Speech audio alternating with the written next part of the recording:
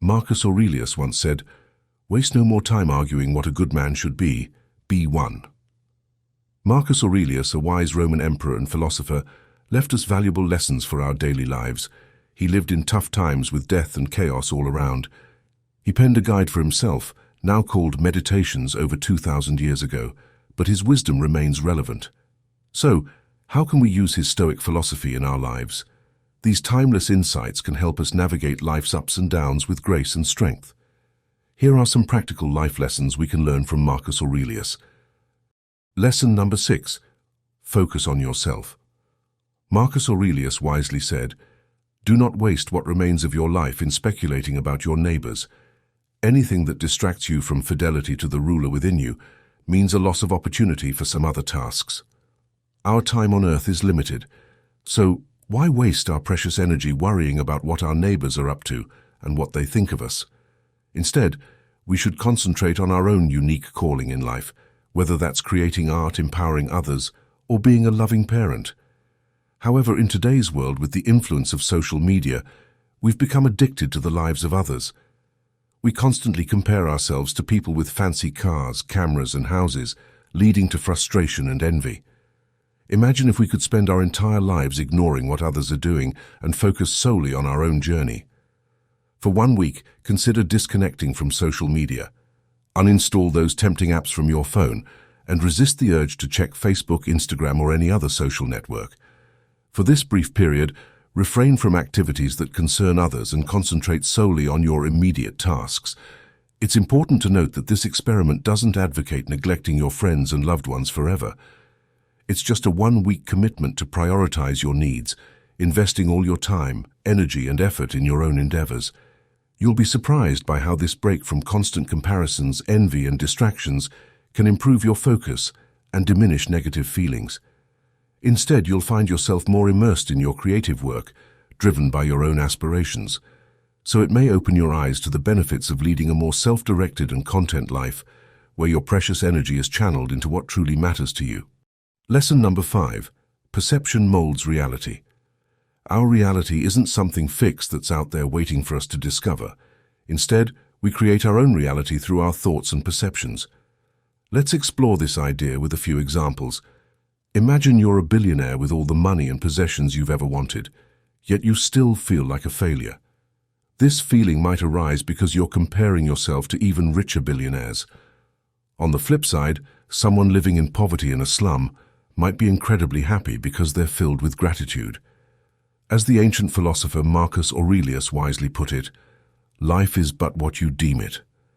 This means that how we see our lives is based on our own opinions, and we're the ones who decide what's good or bad.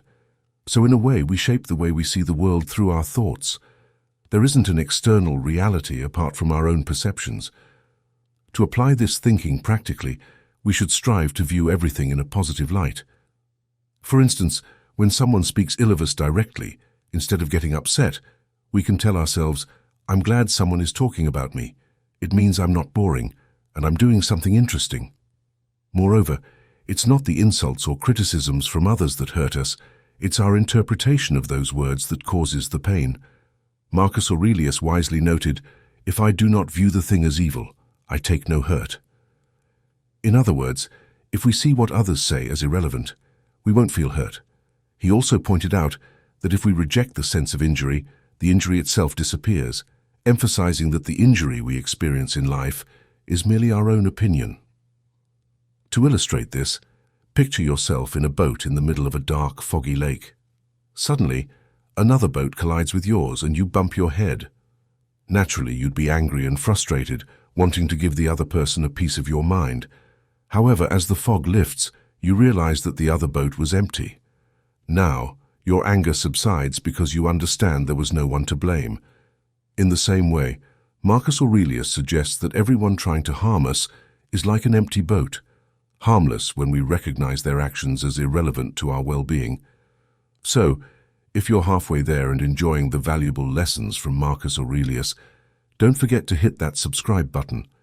Join our channel for more life-changing Stoic wisdom and continue your journey towards becoming more Stoic. Lesson number 4. Never complain. Marcus Aurelius stated that, "Is your cucumber bitter? Throw it away. Are there briars in your path? Turn aside. That is enough. Why do we need to complain about the world?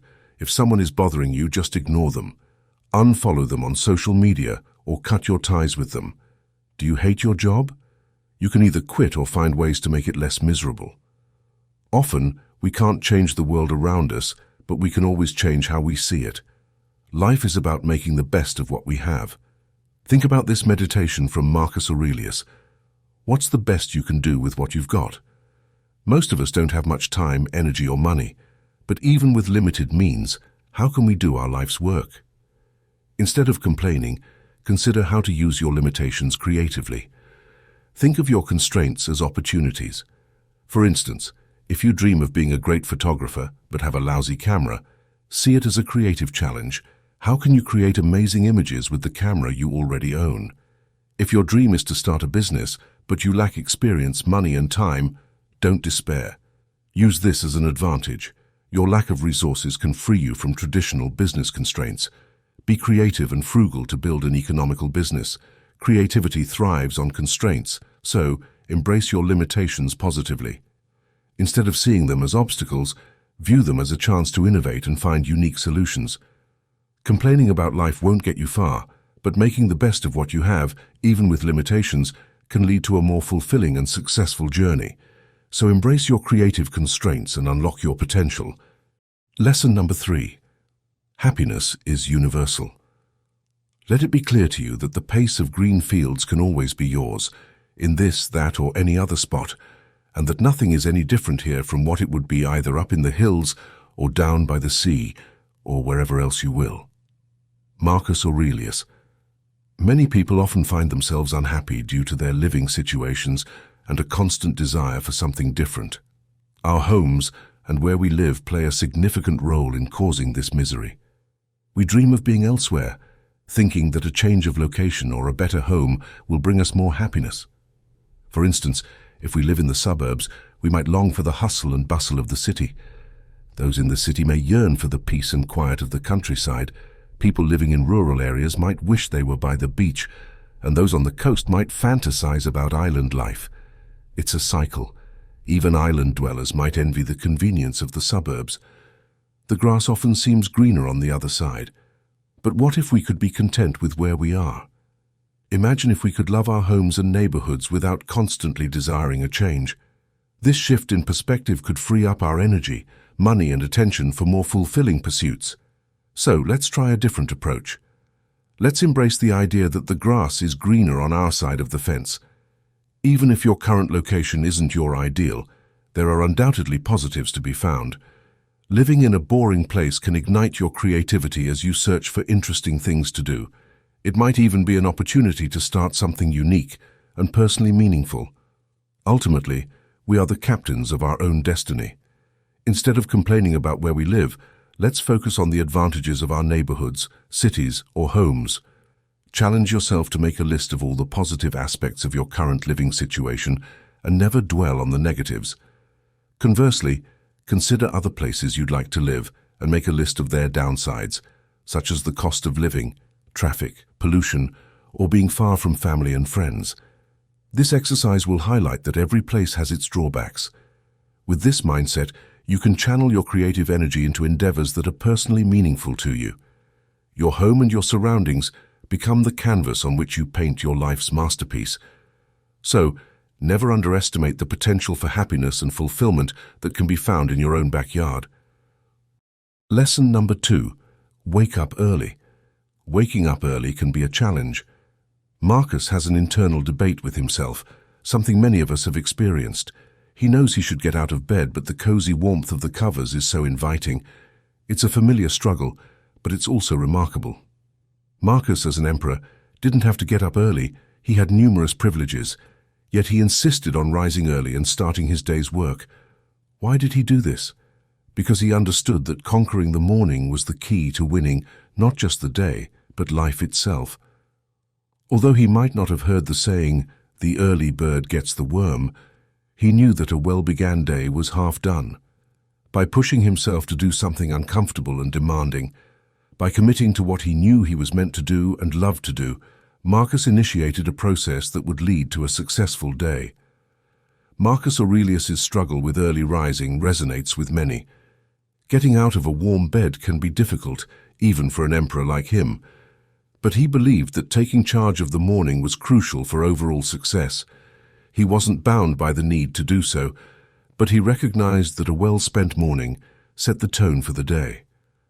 Marcus wasn't familiar with the phrase, "the early bird gets the worm," but he understood the concept.